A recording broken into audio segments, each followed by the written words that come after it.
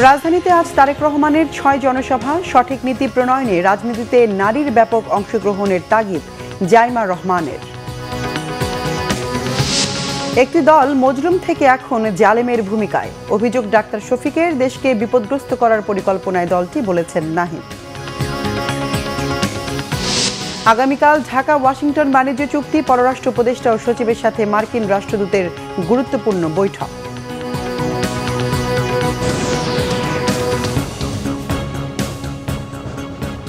দেখছিলেন crown cement সংবাদ শিরোনাম। বিস্তারিত সংবাদ এবার।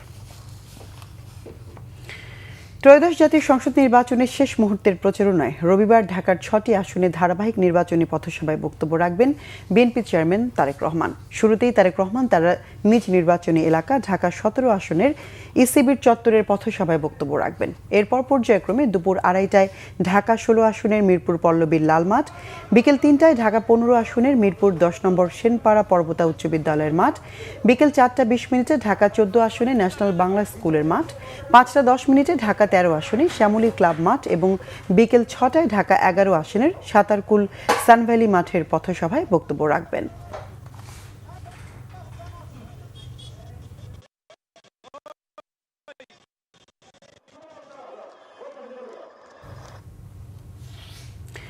বিএনপি চেয়ারম্যানের কন্যা ব্যারিস্টার জাইমা রহমান বলেছেন, রাজনীতিতে নারীর অংশগ্রহণ জরুরি, নইলে সঠিক নীতি গ্রহণ করা যাবে না। রাজধানীর বিআইআইএসএস মিলনায়তনে গণতন্ত্রের সংগ্রামে নারীর অবদান এবং আগামীর বাংলাদেশ নিয়ে আলোচনা অনুষ্ঠানে তিনি এই মন্তব্য করেন। সুযোগ না পায়, এরকম পলিটিক্যাল অ্যাক্সেস যদি না পায়, এই ফাইন্যান্সিয়াল অ্যাক্সেস যদি না পায়, এই সি-সুইট অ্যাক্সেস যদি না পায়, তখন কিন্তু মানে এই যে পলিসিজ ইমপ্লিমেন্টেশন, যে আচ্ছা ঠিক আছে আমাদের দৃষ্টিভঙ্গি, আমরা যে পার্সপেক্টিভ দিয়ে কাজ করবো ওইগুলো কিন্তু হয় না। আপনি যে বললেন সুন্দরভাবে যে আচ্ছা ঠিক আছে তাহলে রোড ম্যাপ এগুলো কিভাবে হবে, এই জন্য পলিটিক্যাল পার্টিসিপেশন খুবই জরুরি। I definitely agree. কিন্তু পলিটিক্যাল পার্টিসিপেশনের অনেক কিছু দিক দিয়ে, হয়তো কর্মসংস্থানের দিক দিয়ে অনেক ব্যারিয়ার্স থাকে, স্ট্রাকচারাল সিস্টেম্যাটিক ব্যারিয়ার্স, ওইগুলো আমরাই শুধু হয়তো বুঝতে পারবো। ফর এক্সাম্পল আপনারা যে বললেন ডে কেয়ার সেন্টার, এখন ডে কেয়ার শুধু একটা খেলনাঘর হলেই তো হয় না। একটি দল ২০০৮ সালের মতো নির্বাচনকে প্রভাবিত করার চেষ্টা করছে অভিযোগ মির্জা ফখরুল ইসলাম আলমগীরের। সবাইকে গণভোটে হ্যাঁ দেওয়ার আহ্বান জানান তিনি। দুপুরে নিজ আসন ঠাকুরগাঁও সদর উপজেলার জগন্নাথপুর ইউনিয়নে নির্বাচনী পথসভায় তিনি এসব কথা বলেন।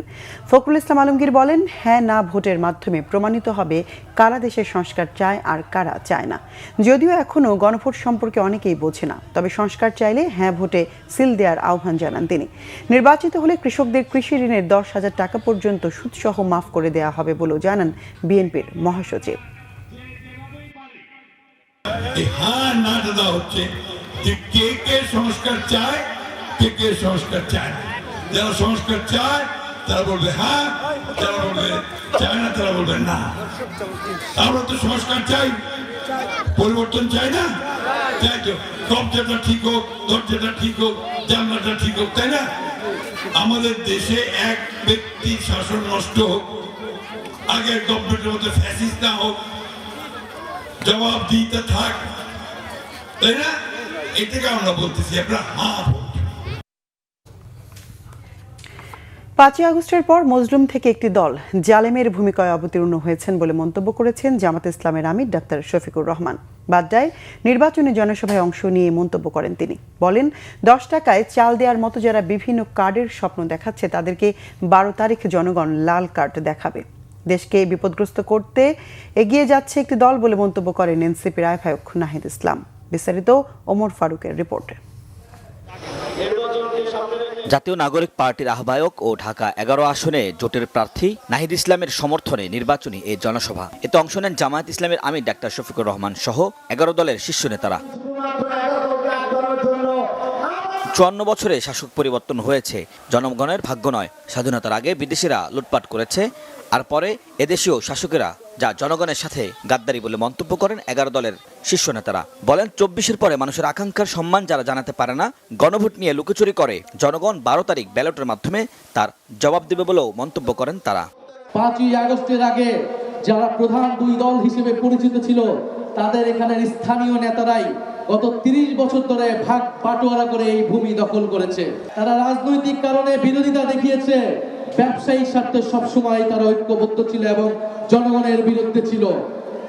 এ সময় জামায়াতের আমির ডাক্তার শফিকুর রহমান বলেন, যারা বিগত 15 বছর কোথাও ছিলেন না তারাই এখন দেশে ফিরে মামলা বাণিজ্য ও চাঁদাবাজি করছে।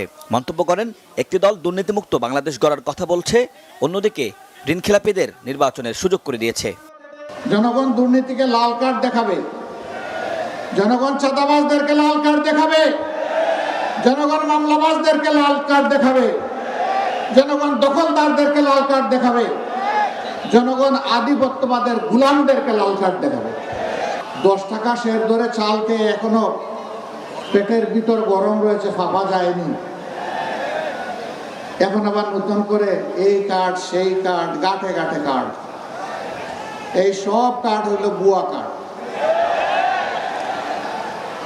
যেমন 10 টাকা দরের চালের আশ্বাসটা ছিল ভুয়া, এই কার্ডগুলো হলো সেই রকম ভুয়া। নির্বাচিত হলে 11 দলীয় জোটের এমপি মন্ত্রীরা জনগণের সামনে সম্পদের বিবরণী পেশ করবে বলে জানান জামায়াতের আমির। পরে ঢাকা 11 আসনে জোটের প্রার্থী নাহিদ ইসলামের হাতে শাপলাকুলির প্রতীক তুলে দেন তিনি। ওমর ফারুক, বাংলা ভিশন, ঢাকা। নির্বাচনী তফসিল ঘোষণার পর গেল 36 দিনে 15 জন রাজনৈতিক নেতা ও কর্মী নিহত হয়েছে। টিআইবির এমন তথ্য গভীরভাবে পর্যালোচনার দাবি রাখে বলে জানিয়েছে সরকার। নির্বাচনী সহিংসতা ও হত্যাকাণ্ড নিয়ে টিআইবির প্রতিবেদনের প্রতিক্রিয়ায় প্রধান উপদেষ্টার প্রেস উইং এক বার্তায় এসব কথা জানায়। বার্তায় বলা হয়, পুলিশের নথি অনুযায়ী এই সময়ের মধ্যে সংঘটিত হত্যাকাণ্ডগুলোর মধ্যে মাত্র 5টি ঘটনাকে সরাসরি রাজনৈতিক পরিচয় বা রাজনৈতিক কর্মকাণ্ডের সঙ্গে যুক্ত করে। এর মধ্যে একটি ছিল তরুণ রাজনৈতিক নেতা ওসমান হাদির নির্মম হত্যাকাণ্ড। প্রতিটি হত্যাকাণ্ডই নিন্দনীয় উল্লেখ করে সরকার বলছে, ওসমান হাদির হত্যাকাণ্ড ছিল বিশেষভাবে ভয়াবহ। সরকারের মতে টিআইবির প্রতিবেদনে যে বিষয়টি তুলে ধরা হয়নি তা হলো প্রেক্ষাপট।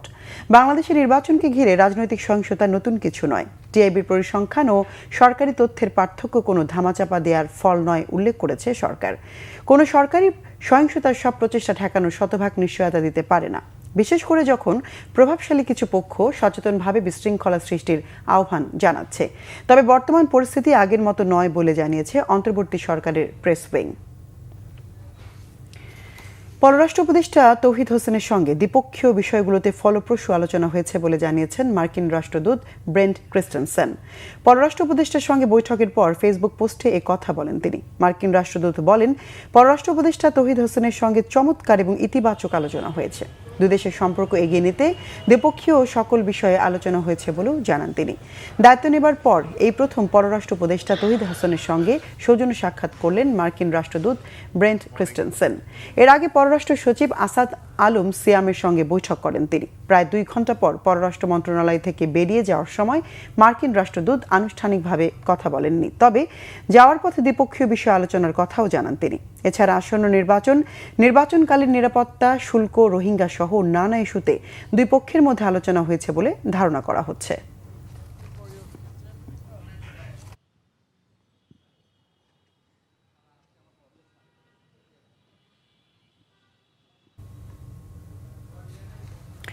আওয়ামী শাসনামলে শতাধিক মানুষকে গুমের ঘটনায় অভিযুক্ত সাবেক সেনা কর্মকর্তা জিয়াউল আহসানের বিরুদ্ধে ট্রাইব্যুনালে সাক্ষ্য দিচ্ছেন সাবেক সেনা প্রধান ইকবাল করিম ভূঁইয়া।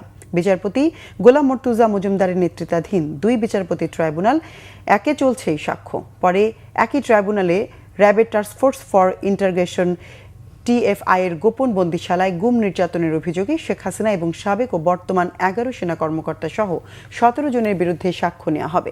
এছাড়াও এই ট্রাইব্যুনালে আরও একটি মামলার বিচারিক কার্যক্রম রয়েছে। অন্যদিকে ট্রাইব্যুনাল 2 জুলাই গণঅভ্যুত্থানে কুষ্টিয়ায় 6 জনকে হত্যা সহ 8 অভিযোগে জাসদ সভাপতি হাসানুল হক ইনুর মামলায় তদন্ত কর্মকর্তা আব্দুল্লাহ আল মামুনকে জেরা করছেন আসামি পক্ষের আইনজীবীরা। সুষ্ঠু অবাধ ভোট নিশ্চিতে নির্বাচন কমিশনের আরও কঠোর দেখতে চান বিশিষ্টজনরা। রবিবার সকালে জাতীয় প্রেস ক্লাবে এক গোল টেবিল আলোচনায় এই তাগিদ দেন তারা। বলেন, সুষ্ঠু নির্বাচনের দায়িত্ব নির্বাচন কমিশনে ও সরকারের পাশাপাশি রাজনৈতিক দলগুলোরও। রাজনৈতিক দলগুলোর সেরকম ভূমিকা দেখা যাচ্ছে না বলে অভিযোগ করেন বক্তারা। নির্বাচন কমিশন রাজনৈতিক দলগুলোকে নিয়ন্ত্রণে ব্যর্থ হচ্ছে বলে অভিযোগ তাদের। বলেন, নির্বাচন কমিশনকে দেয়া ক্ষমতা যারা প্রয়োগ করছে না, এবার নির্বাচনে ফলাফল নিয়ে ঝুঁকির শঙ্কাও তাদের। জাতীয় নির্বাচন এবং গণভোট একসঙ্গে হওয়ায় ফলাফল প্রকাশে দেরি হতে পারে বলেও মনে করেন তারা। বলেন, ফলাফলে বেশি দেরি হলে সহিংসতা বাড়তে পারে, তাই এই বিষয়ে নির্বাচন কমিশনকে আগে সতর্ক থাকার আহ্বান জানান বক্তারা। পরামর্শ দেন হুদা কমিশনের ভাগ্যবরণ না করার।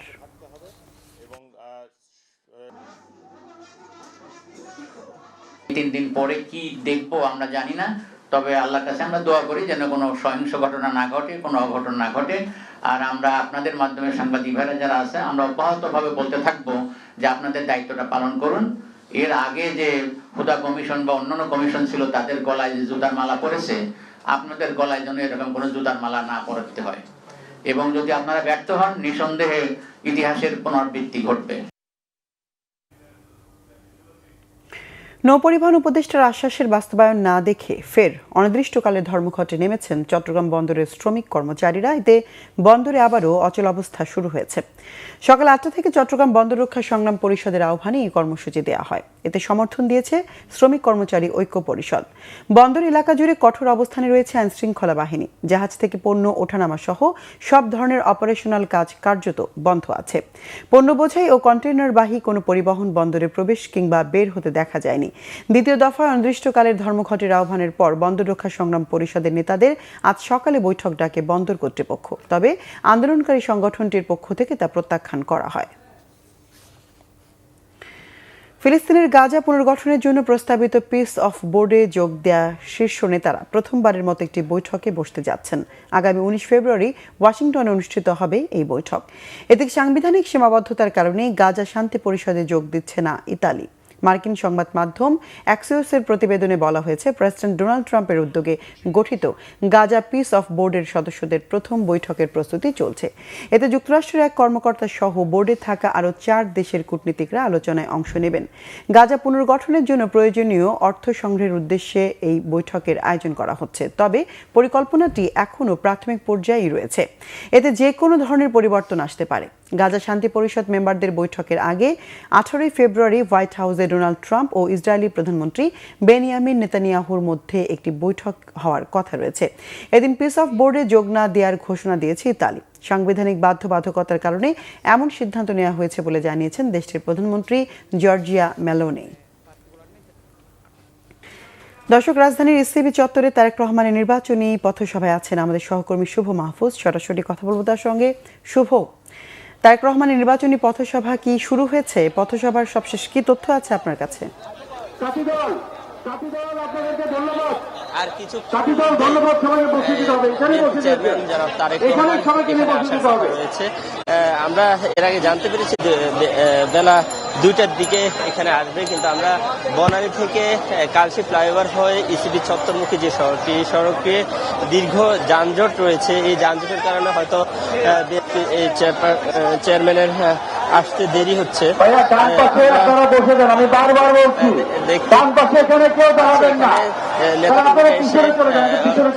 এখানে জড়ো হয়েছেন রাস্তায়। মূলত প্রধান এই পুরোপুরি বন্ধ করে দেওয়া হয়েছে। হাজার হাজার নেতাকর্মী এখানে সড়কের দুই পাশে এসে অবস্থান নিয়েছে। জানেন যে আপনি কালকেই ত্রয়োদশ জাতীয় সংসদ নির্বাচনের আনুষ্ঠানিক যে প্রচার প্রচারণা সেটি শেষ হতে যাচ্ছে। ফলে আজকেই ঢাকাতে প্রথম যে আসনে তিনি নির্বাচন করবেন, ঢাকা 17 আসনে, সেখানে আনুষ্ঠানিকভাবেই প্রথম তিনি ভোটারদের কাছে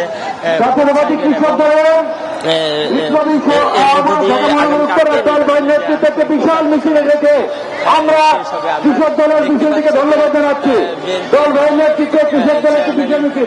দল ভাই সবাইকে এখানে বসিয়ে দেন। পার হচ্ছেন এবং কিছুক্ষণের মধ্যে হয়তো আরো 5 থেকে 10 মিনিটের মধ্যে তিনি এসে এখানে যে পথসভায় অংশগ্রহণ করার কথা রয়েছে। যেটি বলছিলাম যে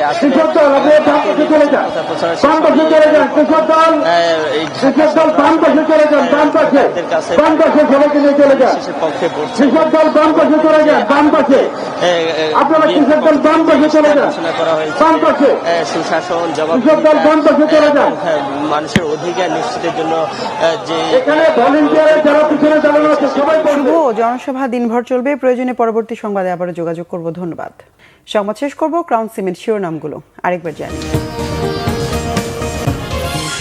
রাজধানীতে আজ তারেক রহমানের 6 জনসভা। সঠিক নীতি প্রণয়নে রাজনীতিতে নারীর ব্যাপক অংশগ্রহণের তাগিদ জাইমা রহমানের। একটি দল মজলুম থেকে এখন জালেমের ভূমিকায়। অভিযোগ ডাক্তার শফিকের। দেশকে বিপদগ্রস্ত করার পরিকল্পনায় দলটি, বলেছেন নাহিদ। আগামীকাল ঢাকা ওয়াশিংটন বাণিজ্য চুক্তি, পররাষ্ট্র উপদেষ্টা ও সচিবের সাথে মার্কিন রাষ্ট্রদূতের গুরুত্বপূর্ণ বৈঠক।